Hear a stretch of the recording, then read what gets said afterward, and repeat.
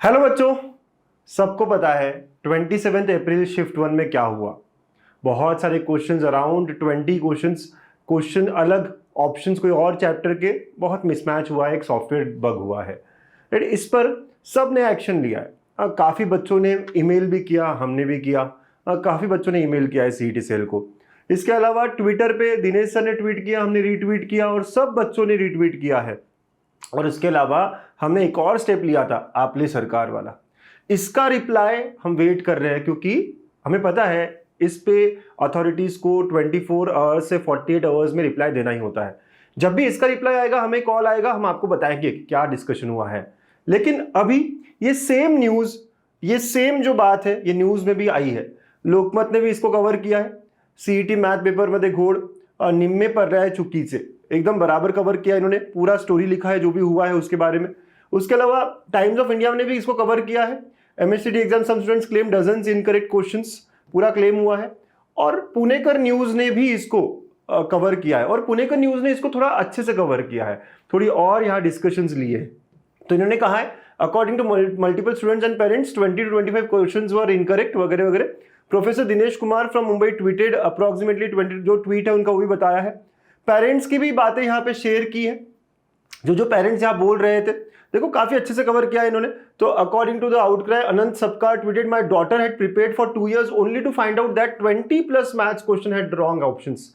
एकदम बराबर बात है यार, 2 साल एफर्ट देते हैं और एग्जाम में जाके अगर एग्जाम से नहीं हो, मतलब ये बहुत सोचने वाली बात है। एज अ टीचर, या फिर मैं अपने छोटे भाई बहन को देखता हूँ जो आप हो, मतलब पता नहीं कितना दुख होता है ये सब देखकर कि 2 साल इसी एग्जाम के लिए, इसी दिन के लिए हम प्रिपेयर कर रहे हैं और वहां पे ये गलतियां।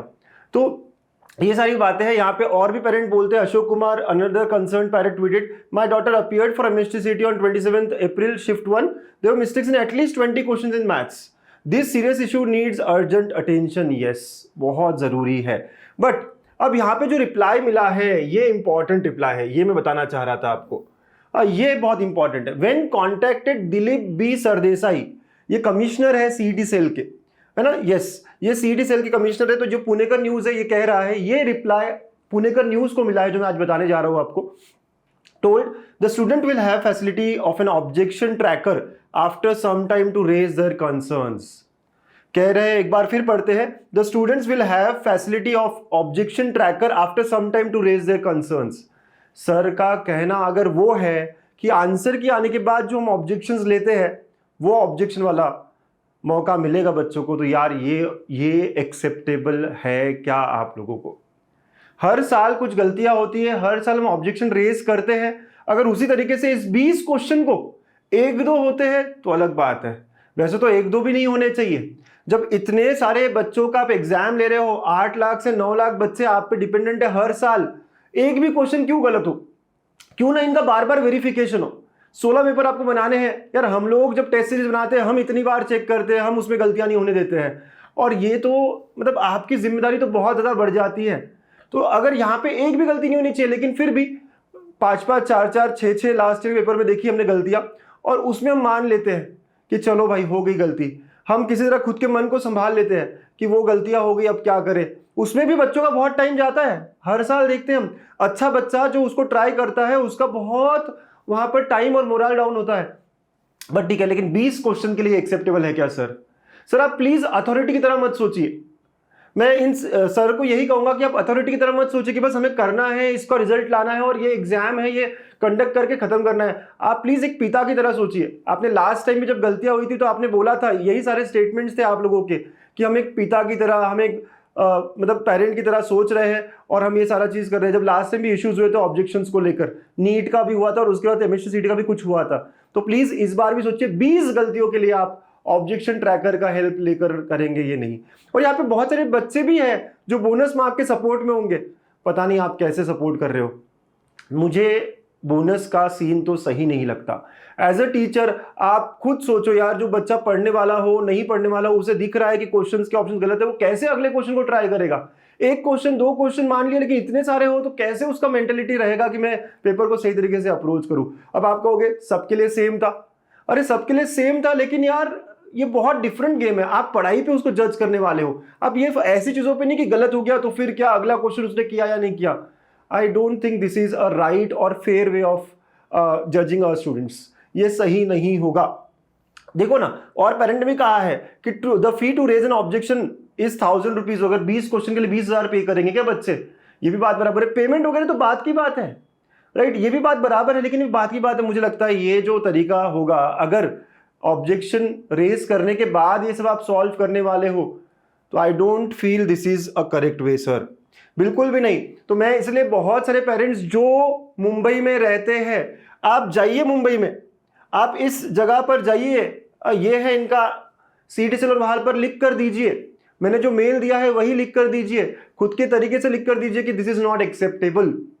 आपको रेस करना होगा। अगर एक बार रिजल्ट या आंसर की आ जाती है, उसके बाद ये सब होना बड़ा मुश्किल हो जाएगा।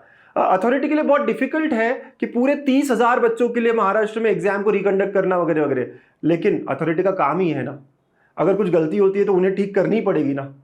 यहाँ पे सफरर जो है बच्चा है, वो और सफर क्यों करे? ऑलरेडी वो सफर कर चुका है। अथॉरिटी को मौका, मतलब जो भी है, खुद के पॉइंट पे लेना पड़ेगा, खुद के इस पे लेना पड़ेगा, और उन्हीं को ये रिजॉल्व करना होगा। सारे सेंटर्स को फिर से अप्लाई करके सारी बातें करनी पड़ेगी, यही सही सॉल्यूशन होगा।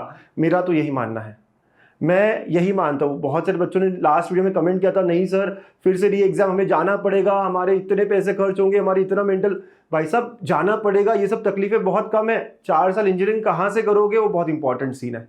और कौन सा बेटर कॉलेज मिलेगा और कौन सा नहीं मिलेगा, ये बहुत बहुत ज़रूरी है। फ्यूचर डिसाइड होने वाला है आपका इस एग्जाम पे, और बहुत डिफरेंस क्रिएट होता है कि कॉलेज कौन सा है हमारा, कौन से कॉलेज से इंजीनियरिंग करी है हमने।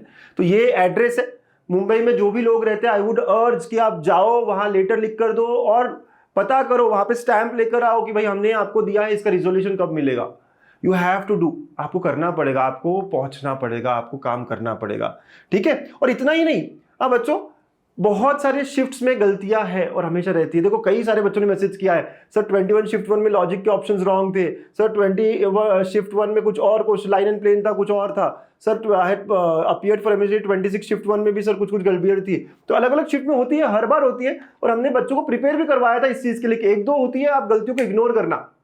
हम जब टेस्ट सीरीज, अपनी अल्फा टेस्ट सीरीज आपको पता है सबको, बहुत हम लोग सिस्टमैटिकली लेते हैं, हर साल लेते हैं। 4th ईयर था और मैंने बच्चों को बताया था, 1-2 एग्जाम में जानने गलतियां छोड़ी थी कि आपको गलतियों पे काम नहीं करना है, आगे बढ़ना है, क्योंकि ऐसा होता है सीडी ओवर में 1-2 मिस्टेक्स होती है, ये हमने बताया था, बट 20 होती है ये हमें भी नहीं पता था।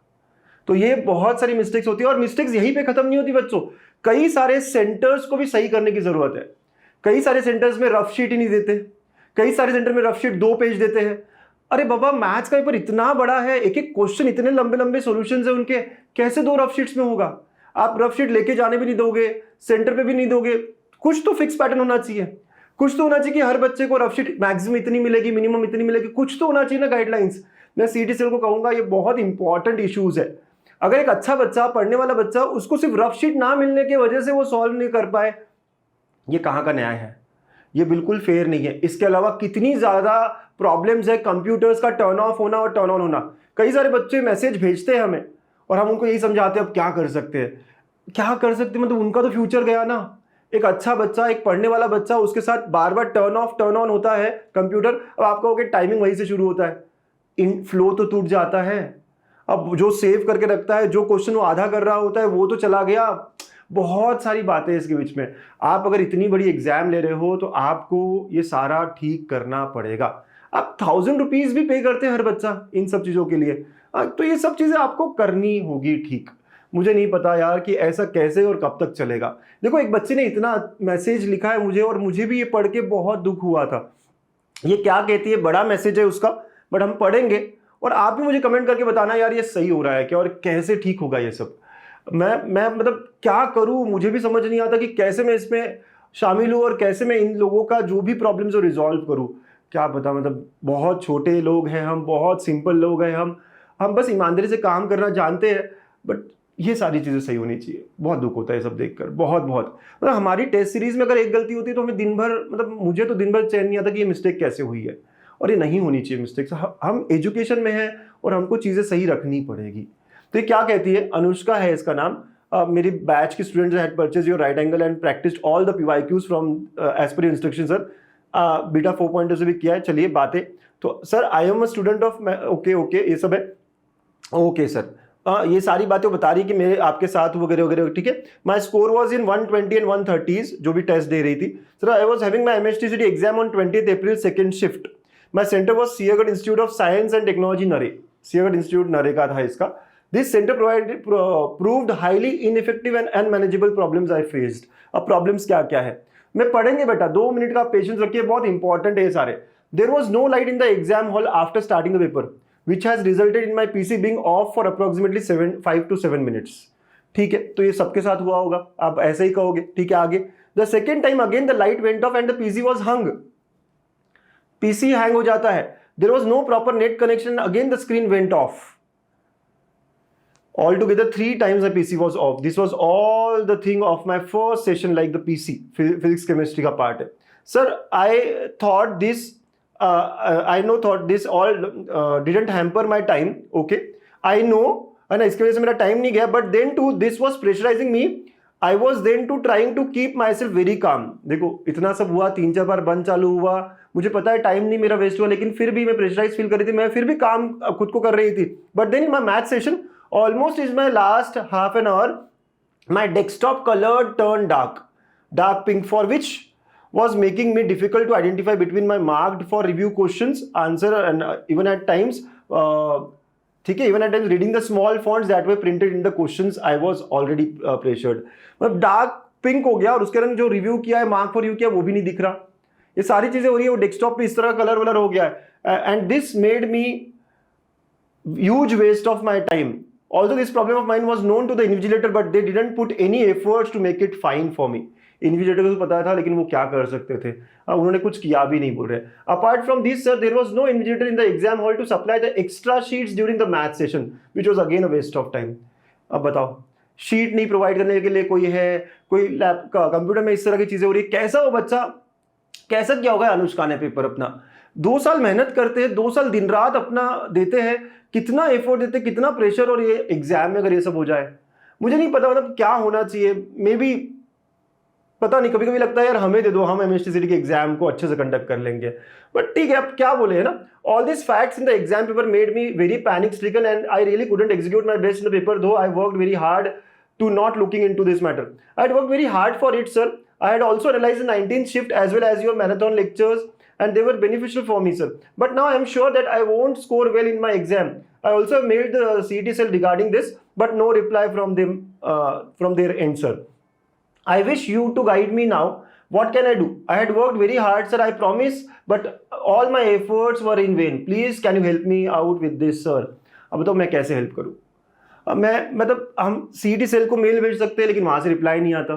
बहुत बार हमें रिप्लाई का कुछ मिलता नहीं है। हम और क्या क्या कर सकते हैं, हम अथॉरिटीज़ को मेल करते हैं, हम CM साहब को मेल कर सकते हैं, ये सारी चीज़ें हम कर सकते हैं, ट्विटर पे डाल सकते हैं, हमने किया वो सब, रिप्लाई का ही वेट कर रहे हैं, राइट। तो रिप्लाई अगर पता नहीं, अथॉरिटीज़ को प्लीज़ रिक्वेस्ट है मेरा, मैं तो हताश फील करता हूँ एट टाइम्स, मुझे नहीं समझ में आता कि इनके आंसर्स कहाँ मिलेंगे और कैसे मिलेंगे और किसे अप्रोच करना चाहिए।